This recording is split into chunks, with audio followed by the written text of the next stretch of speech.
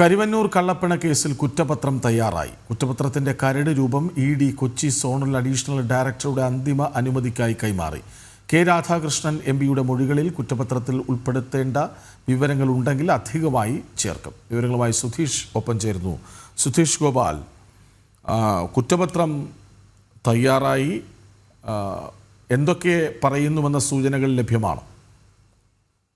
കൃഷ്ണരാജ്, കരുവന്നൂർ കള്ളപ്പണ കേസുമായി ബന്ധപ്പെട്ട രണ്ടാമത്തെ കുറ്റപത്രമാണ് ഇപ്പോൾ തയ്യാറായിരിക്കുന്നത്. ഇതിന്റെ കരട് രൂപം സോണൽ അഡീഷണൽ ഡയറക്ടർ കൈമാറിയിട്ടുണ്ട്. ഇനി സ്പെഷ്യൽ ഡയറക്ടർ കൂടി പരിശോധിക്കേണ്ടതുണ്ട്. അതിനുശേഷമാവും കുറ്റപത്രം സമർപ്പിക്കുക. ഇതിനു മുൻപ് ഇപ്പോൾ ഈ വരുന്ന 8-ാം തീയതി എം.പി കൂടിയായ കെ രാധാകൃഷ്ണൻ ഇ.ഡിക്ക് മുന്നിൽ ഹാജരാവാൻ ആവശ്യപ്പെട്ടിട്ടുണ്ട്. നേരത്തെ 2 പ്രാവശ്യം സമൻസ് നൽകിയെങ്കിലും പല കാരണങ്ങൾ പറഞ്ഞ് ഒഴിഞ്ഞു മാറിയിരുന്നു.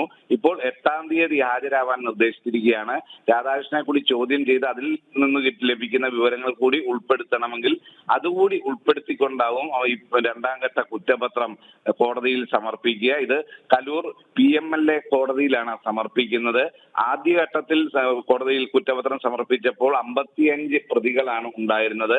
അതുപോലെ തന്നെ ഇതിലും പ്രതികൾ ഉണ്ടാവും എന്നതാണ് കണക്കാക്കുന്നത്. ഇതിലെ മറ്റൊരു പ്രത്യേകത, CPM പാർട്ടി കൂടി പ്രതിപ്പട്ടികയിലേക്ക് വരുന്ന ഒരു കുറ്റപത്രം കൂടിയാണ് ഇതിൽ 77 ലക്ഷം രൂപയുടെ സ്വത്തുവകകൾ CPMന്റെ കണ്ടുകെട്ടിയിരുന്നു. ഇതുമായി ബന്ധപ്പെട്ട കാര്യങ്ങൾ അടക്കം ഉൾപ്പെടുത്തിക്കൊണ്ടുള്ള കുറ്റപത്രമാണ് എന്നത് എടുത്തു പറയേണ്ട ഒരു കാര്യം തന്നെയാണ്.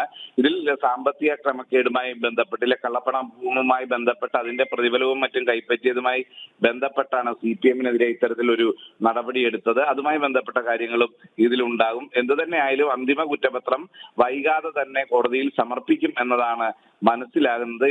ഇതിൽ കൂടുതൽ പേർ ഈ സാമ്പത്തിക ഇടപാടുമായി ബന്ധപ്പെട്ടവരും അതിന്റെ പ്രതിഫലം പറ്റിയവരും എല്ലാം പ്രതിപട്ടികയിലേക്ക് വരും എന്നതാണ് നമുക്ക് ലഭിക്കുന്ന വിവരം. അതിൽ ആരൊക്കെ ഉണ്ട് എന്നത് സംബന്ധിച്ച് കൂടുതൽ വിവരങ്ങൾ പുറത്തു വന്നിട്ടില്ല. കൃഷ്ണരാജ്.